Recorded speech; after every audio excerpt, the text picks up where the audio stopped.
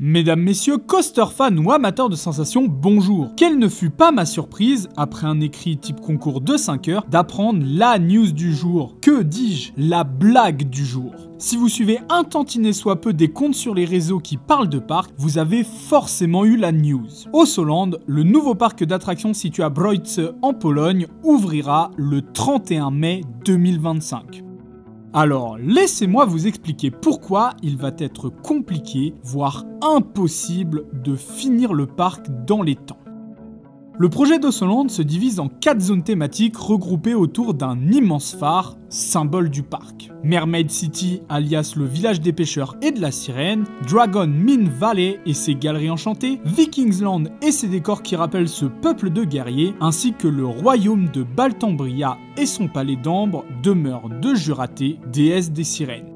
Premier problème, sachez que la construction de cette dernière n'a toujours pas commencé. Un véritable terrain vague à combler alors qu'aucune des autres zones n'est terminée.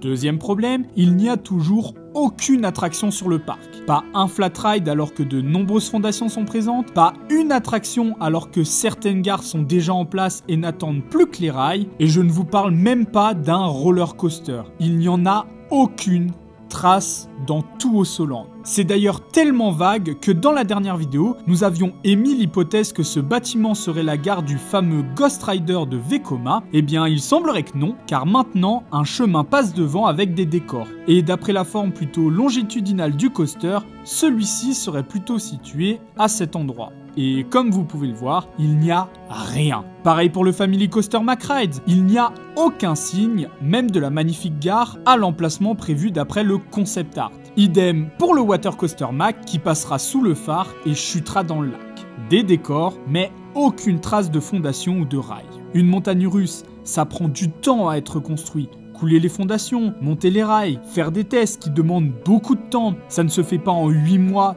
dont 4 mois d'hiver. D'autant plus que là, on ne parle pas d'une, mais 4 montagnes russes à construire. Pour finir, je ne vous parlerai pas non plus du raft d'Ossoland qui possède déjà une magnifique entrée et des décors, mais dont il est toujours impossible de distinguer le layout. Nous en avions rapidement parlé dans ma dernière vidéo, ces deux constatations traduisent parfaitement le problème majeur du parc. En effet, chaque étape du chantier a été transmise à des entreprises différentes qui ne communiquent pas entre eux et avancent chacune à leur rythme. Ce qui fait que certaines parties d'Ossoland avancent plus vite que d'autres. Il n'est d'ailleurs pas impossible de voir des éléments de décor entreposés à la va-vite au milieu du parc.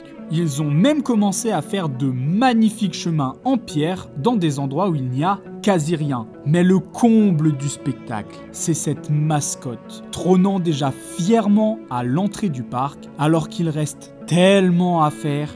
Annoncer une date aussitôt avec un chantier dans cet état, c'est presque suicidaire. Alors je parle peut-être un petit peu trop à chaud, mais ouvrir le parc le 31 mai 2025 comme nous l'imaginions révèle du miracle. Et ça me fait mal de parler comme ça d'Ossoland.